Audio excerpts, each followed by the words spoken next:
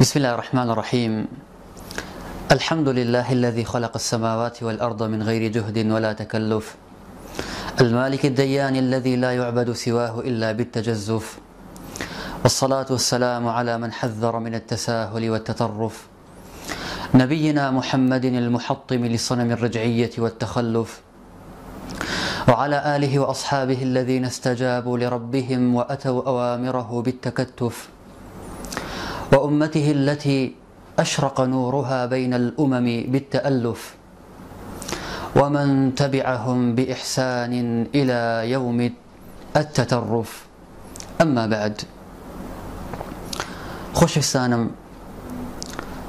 دەستپێک و پێشەکی سلسلەکەمان بە ئاەتێک دەست پێ ئەەکەین لە قورئانی پیرۆز. خوای پەروەردگار سوبحانەهو وتەعالا لە سوورەتی الصەف ئەفەرموێت: يريدون ليطفئوا نور الله بأفواههم والله متم نوره ولو كره الكافرون هو الذي أرسل رسوله بالهدى ودين الحق ليظهره على الدين كله ولو كره المشركون. جابا خەڵکانێک بیانەوێ نور و تروسکاییەم ئیسلامە بکوژێننەوە. خوای پەروەردگار سوبحانەهو وتەعالا وعدی داوە کە ئەو دینە هەر تەواو ئەکات و کامل ئەکات، وەلەو خەڵکە کافر و مشریک و بێباوەڕەکەش پیان ناخۆش بێت.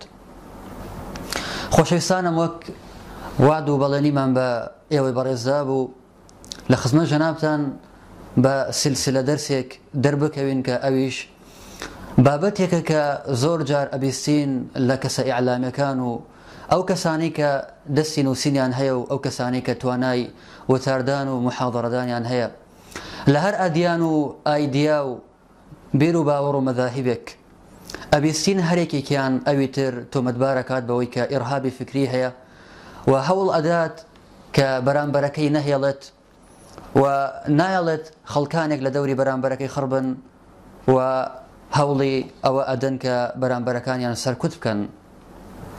جا ئێمەش پێمان خۆش بوو چەند لاپەڕێک لە مێژوو هەڵبدەینەوە، سەیری چەند لاپەڕێ بکەین کە مێژوو تۆماری کردووە بۆ هەرێکێک لەو دین و مەذهبانەی کە لێرە ئەیان خەینە ڕوو.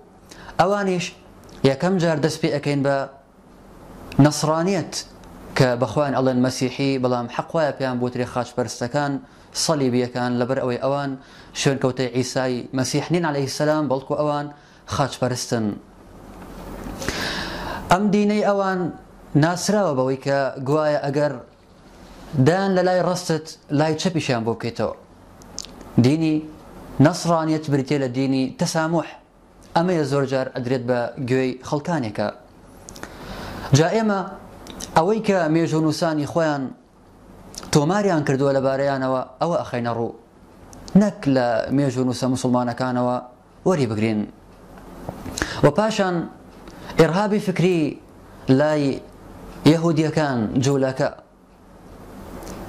و دوای ئەوانیش فکری ئیلحاد هەم بە عەلمانیەکان و هەم بە وەتەنیەکان و هەم بە دیموقڕات خوازەکان کە هەرێکێک لەمانە هەوڵیان داوە کە بەرامبەرەکەیان سەرکوت بکەن، هەوڵیان داوە کە بەرامبەرەکەیان نەهێڵن. و پاشان لە دوای ئەمانیش ئیرهابی فکری لای مەذاهیبی ئیسلامی کە هەرێکێک لەم مەذهبانە هەوڵیان داوە ئەم مەدرەسانە هەرێکێکیان هەوڵی نەهێشتنی بەرامبەرەکەی داوە، و بە ئەشعەریەکان دەست پێ ئەەکەین، و دوای ئەوان معتەزیلە، و پاشان ئەهلی حەدیث، و کۆتا زنجیرەش دانین، کۆتا بەش لەم زنجیرەیەدا ئەنین بۆ هەندێک لە فیڕەقی تر، لەبەر ئەوەی کە ئەتباعیان کەمە لە هەموو عالەم و خەڵکانێک زۆر باسییان لێوە ناکرێت و زۆر جێگەی باس و خواست نین. جا ئەوەی کە زۆر گرنگ بێت و سەرنجی هەمومانی پێویستە بۆ ڕاکێشرێ، ئەوش بریتێ لە چۆنێتی گوێبیزبوونی ڕەخنەیە کە ئاڕاستەی مەدرسەکەمانە بێتەوە. جا لە کاتێکە ئێمە هەر شتێک ئەبیستین یان شتێکمان پێ ئەوترێت، پێویستە ئێمە ئاگادار بین کە ئەم وتەیە بەبێ تەعەسسوب و بەبێ دەمارگیری ئێمە قبوڵی بکەین و خۆمان نەدەین بە دەست هەموو کەسێکەوە، وەکو بەشار بوونبوردی شاعیری سەردەمی عەباسیەکان کە شاعیرێکی کوێر بووە، کەسێک دێتە لای ئەڵێ ماڵی فڵان کەسم نیشان بە. بەشار بن بورد کە معلومی هەمومانە کەسێکی کوێر بووە، ئەم شاعیرە کوێرە دەستی کەسەکە ئەگرێت و ماڵەکەی نیشان بات. هەردووکیان ون ئەبن، ماڵەکە لیان تێک ئەچێت. جا لەو کاتە بەشار بن بورد ئەڵێ أعمى يقود بصيرا لا أبا لكم قد ضل من كانت العميان تهديه. الله كوريك دستي چاوساغي أكريت أي بيبا أو كون دعاء شرعا لأكات براسي قمرابو أو كسيكا كسي كوير أبيت السر مشخو دسي أكريت جاء مش آكدار بن كخمان ندم دس كسانك وككويرا كسانك حق نابينا كسانك حقش ببينا تيكلي أكن لك الباطل. هروكو شاعر لات إذا نطق الغراب فقال خيرا فأين الخير من وجه الغراب؟ إذا كان الغراب دليل قوم يمر بهم على جيف الكلاب. أجر قلراش قصي كردو باسي خير وخير وسني أكرد تخوا كي خير بناو شاوي قلراشوي أو دمو شاوراش ناشرين. وهر كسيك هر قوميك قال الرجب بما مصاو سر مشقو ريني شاندري او ان بات برو لايك لاكي صق دولار جنابتان. جاء قال الرج اگر بيت بسر مشقي كسيك بو سر كلاك وبو سر شيكي مردارو بو توبي ابات لبرو اشتهايا واكات. جابو يبي اقدار بين او كسيك تعصب كوري كردوا تعصب چاوی پردەپۆش کردووە ڕاستیەکان نابینێت ڕاستیەکانی لێ شێواوە تۆش بەو ئاقارە ئەبات چونکە خۆی ئیشتیهایەوە ئەکات تۆش هەر بەرەو ئەو خاڵە ئەبات کە بریتە لە تعصب و وەرنەگرتنی حەق و قبوڵ نەکردنی حەقە. جا ئەم بابەتە لەبری ئەوەی ئێمە هەرێکێکمان لەم مەداریسانە لەم ئەدیانانە ئیتیهامی بەرامبەرەکەمان بکەین بەوەی کە ئیرهابی فکریمان هەیە هەوڵ بدەین لەبری ئەوەی کە شوێن ئێمە ئەکەوێت و ئەوەی قسە لە ئێمە وەرئەگرێت بەرەو ئاقارێکە بەرین خۆمان چارەسەر بکەین نەک هەمیشە بۆ دوژمنەکەمان لە بیل میرساد بین بەڵام هەڵە و کەم و کورتەکانی خۆمان نەبینین. ئەم تەعەسسوب و دەمارگیریە کە هەمومان لامان مەذمومە لامان شتێکی خراپە بەڵام بەداخەوە هەمووشمان تێمانە مەوجودە.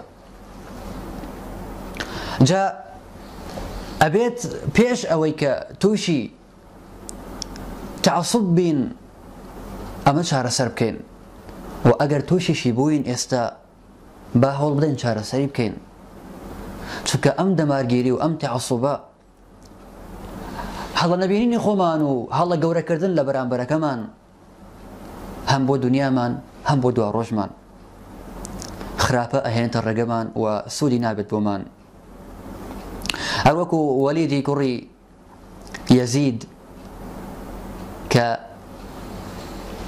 خێزانی ناوی سوعدا بوو سوعدای تەلاقدا وازی لێ هێنا دوای زۆر پەشیمان بوویەوە خەڵکێکی نار بۆ لای سوعدا و چەندێ ڕەشعرێکی بۆ نووسی بەڵکو بگەڕێتەوە حەل چیە تازە ئەتوان چی بکەن بۆ ئەوەی کە